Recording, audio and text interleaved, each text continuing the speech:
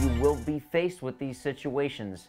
If you do them right, you can literally save someone's life. It's time for a dose of real talk on something every pharmacist sees, but hardly anybody talks about: therapy. I'm your host, Dr. Adam Martin, and you're listening to the Fit Pharmacist Healthcare Podcast. Let's dive in to the deep side of mental health.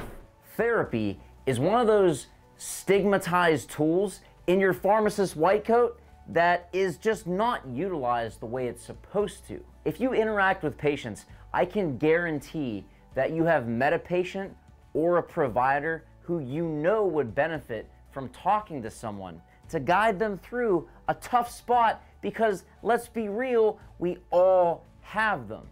Maybe it's something that you've been through or you've been considering for yourself. Now, while I'm no therapist, I can tell you that there's lots of different types of therapy.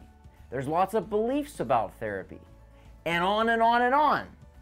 And I can talk about those things, but what I really want to focus on today is something that will serve both you and your patients very well. Biggest barriers to therapy. Because here's the deal. If you want to reach a certain outcome, regardless of its mental health, your career, it doesn't matter. If you want to reach a certain outcome, if you want to take a certain action that you know would be good for you, but there's stuff in your way blocking you from actually reaching that outcome or taking that action, it likely will never happen. So let's start off with Captain Obvious, the most common block, the stigma of therapy. The most common beliefs blocking someone to even consider therapy stem from either fear, negative conditioning from parents, friends, or culture. Beliefs that you might have heard, or maybe even think yourself, like therapy is for the weak.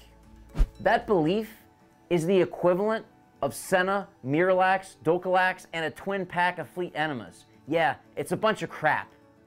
Therapy actually takes a lot of courage and strength to seek help, which, let's be honest, is not easy for a lot of people to do, especially if you're a type A pharmacist, because saying I need help can be super uncomfortable in and of itself. That's right, we're going there today. But as I've said for years on this podcast and throughout all my content, self-made is made up. We all go through seasons of life, and some of those seasons suck. Can we just call it like it is? But there are seasons, meaning they're not supposed to last forever.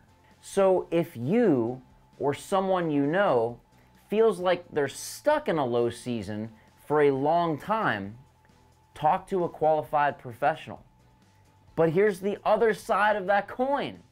Don't wait till you get so low that you treat therapy as a last resort, because that ain't what it is. It can be extremely helpful to maintain your mental health. No breakdown required. Here's an example. You, or maybe a friend you know, got married or is gonna get married soon.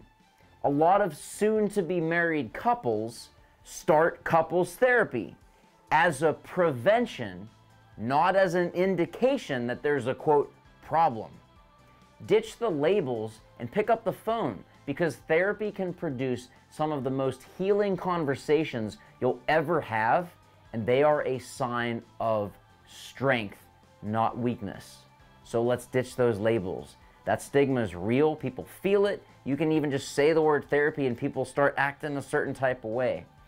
Recognize it, address it, and encourage that it's actually a sign of strength. Hey, this is Dr. Adam Martin. If you want to listen to the full podcast episode, click the link below.